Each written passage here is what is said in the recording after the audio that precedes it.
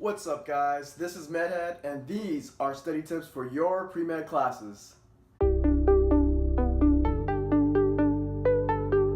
So I know a lot of you guys may have heard active versus passive studying, and I am a large or big believer in active studying.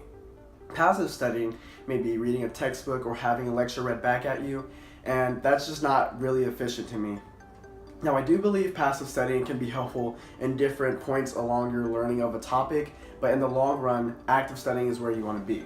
Active studying includes maybe rewriting things on a board, teaching this to a friend, or even flashcards may be active for some. For me, that's kind of passive, but just finding ways for you to become actively engaged in the learning process. I've noticed that the learning process is sped up a little bit for me if I use my notes that I took during class as a template and to be able to rewrite them in a more condensed form. Now, these are my class notes, and it's basically a page of OChem talking about Grignard reactions. Now, I know a lot of people aren't OChem, they're not at that point or past that point, but basically this whole section is about Grignards, this whole page. And so it's talking about the deprotection and protection of your alcohol so you can go ahead and do that reaction. Now, this took a whole page, and that's fine for class, and I really encourage you to take notes that you might think might be important. Don't take excessive notes, things that might not be important, but take almost every key point that you think could show up on the test down. Now, you don't have to do this in color. I think it's just more fun. It's easy for me to organize things and put things together, but color is just a thing that I like to do. Now, this whole page I was able to compress into just this. Now, I do advise doing basically for each test, basically all your notes condensed from each chapter. And it's not completely necessary that you do it in as much color as I have, but I found it useful to go by basically and just re-summarize everything in a more condensed form and actively just reteach myself things so I can refamiliarize myself with things so I can become stronger in a particular topic. I also liked to do these things with nomenclature, so basically these 4 topics probably took about 5 pages of lecture notes, but I basically condensed them into one, and then you can see I have practice and examples near them. And I also have for reactions, this is basically the whole test of reactions condensed into 4 pages. So it's pretty useful to just basically condense things and reteach yourself at the same time. And then you also have all these notes so you're able to go back and look at them maybe for finals or even the MCAT. Different topics do call for different types of studying and note-taking, and physics is one of them. So I know not everyone or every teacher provides practice tests, but if they do, take advantage of them. They're really great resources. You can be able to figure out what topics you're weaker in, which ones you're stronger in, circle the ones you have an issue with, so you can check with friends or get clarification from your teacher.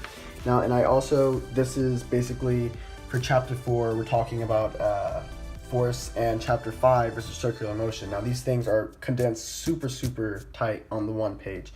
And for physics particularly, I usually write down things that tend to be a little bit difficult for me to understand, or big ideas that I really need to make sure I understand.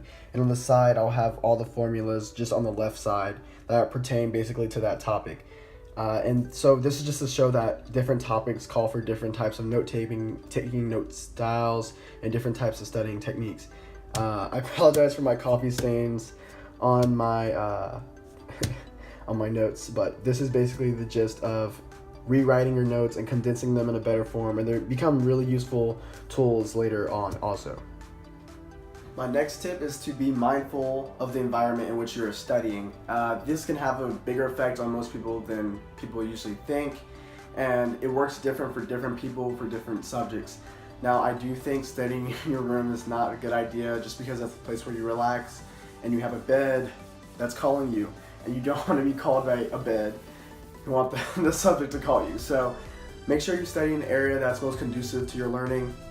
I like to study in the library. Sometimes I like to study in the apartment lobby that I live in. They have nice study rooms, and these areas kind of focus me in on the topic that I'm studying. And this works for different people maybe, but studying in your room might be the best idea if you tend to get distracted when there's a lot of people around, but I tend to like a little white noise in the background. So it just about sound and kind of your lighting area. This area tends to be super lighted, so in the morning, or super lit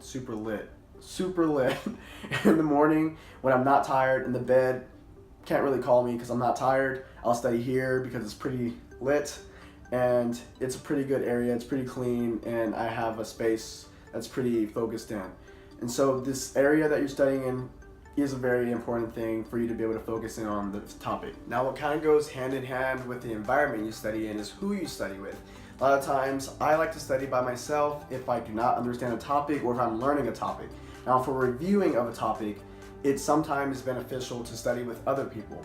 Now, by other people, I don't mean like the whole class or a whole group of people. That can be distracting and things can be, to your disadvantage because less things are getting done, people are talking. So when you have a group, the best thing might be to have one maybe if you want either, maybe 3, but I would say no more than 4 other people besides you, just because it can get a little bit rowdy and things get not done. So studying with people is really beneficial, especially if you are able to teach the topic, which helps you learn it better, helps them, and they can teach you topics, which helps you learn it better and help them learn it better. So it's just about being able to reproduce these things with each other and be able to talk about it and discuss these things. That's where studying in a group, you get your benefits by discussing these things and becoming more stronger in your understanding of these topics. Now, before you can use the technique, which is super helpful to be able to teach someone a topic to help you understand it better, because I always like to say that teaching is honestly the best tool of studying. You must understand the material first, and I know a lot of times the teacher might not be getting things across as well as you would like, or the textbooks aren't the best all the time. But make sure that if you don't understand a topic during the day the lecture was taught, that maybe before the next lecture, and I know that there's a lot of time constraints, but ideally you want to be able to understand this information before the next lecture. So what I like to do is if I don't understand a topic in the lecture, I'll make sure to note and star or maybe circle things that I don't understand. So I'll go on YouTube, Khan Academy, great resource, go to the textbook maybe, go to friends, go anywhere I can to be able to understand this material better, so that by the time the next class rolls around, I'm more strong in the area that he just taught. So if it rolls over, I can be able to understand this area, or I won't be as behind. Because the last thing you want to happen is things just pile up and you just don't understand a whole topic at all the right before the day of the test because you waited. So I don't think it's necessary to do, right after the class, but try to get it in at least the same week of the lecture, because you want to be able to do these things when they're right on your mind, and so that you'll be able to have them be there longer instead of just 2 days or 1 day before the test. So another tip that I have just actually newly started implementing last semester, which actually started working very well for me, is studying in time increments instead of trying to get a certain section done and just being done. So what I mean by that is 40 minutes, maybe calm down, 2 minutes for a rest, and then another 40 minutes. 2 minutes might sound short. Actually, it is pretty short, but that's if I'm for a press of time. Usually I'll press of time, is that right? If I'm usually going to have time to be able to study these things, then maybe I'll do a 10-minute break. But I usually study in time increments. Now, a lot of people like to say, okay, I'm going to finish section 2.7, and once I finish section 2.7, I'm done.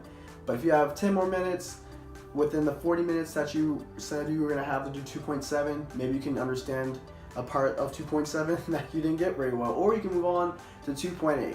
So it's about basically having this time limit and kind of holding yourself accountable to get something done in a certain time limit, so you're less tempted to look at your phone or talk to somebody because you have to get this done in a certain time. Also, if you have these temptations to look at your phone, what I like to do is if I look at my phone for a minute, I add 2 minutes. If I look at my phone for 4 minutes, I add 8 minutes. So I'll double the time I looked at my phone, which makes me not want to look at my phone. So basically having this time and these time increments for you to study holds you accountable. And also, if you don't happen to finish something on time and you have been working diligently, it's okay to not finish. If you have to get it done before tomorrow, of course keep working on it, but put it down and come to it next time you schedule a time for it. And I found this to be super helpful for me and just super beneficial as far as, or compared to, finishing a topic or a section and just being done. The last tip is probably the most important tip and probably the most disregarded tip. Get sleep before the test. Now, if you do not understand any of the material, you don't know any of the material, this is the first time you're looking at it, maybe sleep might not be a good idea. But if you have been working diligently and you have been spreading out your time and been working on this topic and it's test day tomorrow, don't stay up. It's gonna fatigue your mind and it's gonna just not be good for your learning and your recalls that you're trying to have during the test when you're trying to remember this material. And sleep honestly helps soak in more of this material more deeply. So if you're going to study a little bit late, make sure that you study right before you go to sleep, because the sleep usually helps instill this into your memory a little bit more. So with that being said, don't pull all-nighters. I've never pulled one, don't want to pull one. I'm kind of a grandma when it comes to my sleep. I like my sleep, but don't pull all-nighters. And coffee is okay, but I would say make sure it's not to the point that you drink it. I think coffee, it depends on each person. I've looked this up. I've seen varying answers. Depends on the coffee, the caffeine. Coffee usually runs from, usually the crash, I don't crash usually, but if you're going to crash, it's going to be about 7 hours after you drink it. So try, if you're going to drink coffee, to have it at least not 7 hours, but right before your test, because that is what I've seen to be about the average for someone to crash, if they do crash. So get your sleep and be prepared, and you guys are going to ace these tests. Thank you guys so much for tuning in to another MedHead with me. And actually, I forgot to update you guys, but I got into JAMP, and that is one of the best things that happened to me this week. Super excited and super stoked to get this started. I will be doing an internship this summer at a med school. They haven't told me yet, but I'm super excited to get that started. And I am actually going to be posting a video soon to get you a little bit more acquainted to what JAMP is and to be able to know what I am doing. And if a lot of you guys are maybe going to be a freshman or sophomore at college or at a university in Texas, you might be able to apply for JAMP and also get in. So maybe you guys want to know a little bit more about that. So I'm going to post a video on that. And I thank you guys for tuning in again. And these are your study tips with MedHead. And I'll see you guys later.